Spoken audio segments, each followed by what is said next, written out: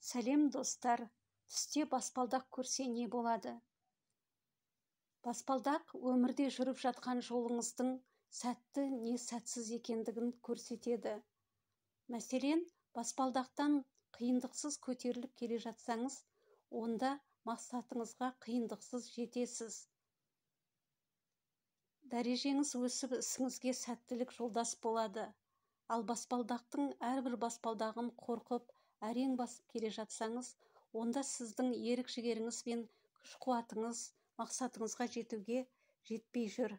Сондықтан дер кезінде, дер уақытында өзіңізге, ойыңызға демалыс беріп, денсаулығыңызға көңіл бөлсеңіз, мақсатыңызға жететін ойыңыз айқын болып, жол ашылады.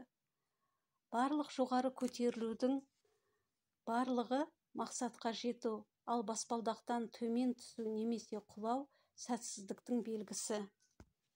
Баспалдақты жөндеп жатсаңыз, жүрегіңізге түскен жара жазылып, ісіңіз оңалады.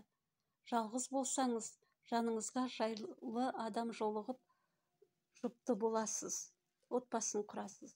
Баспалдақты бөтен адамдар үй айналасына қойып жатса, ұры-қарыдан қорғаныңыз.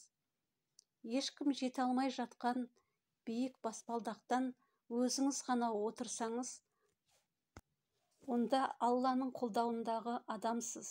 Бір Аллаға сыйынып, өзіңіздің ақыл-даналығыңызға сеніп әрекет амал жасасаңыз, барлық мақсат тілегіңіз орындалады. Халыққа тура жол көрсететін адамдардың қатарынан екендігіңізді біліңіз.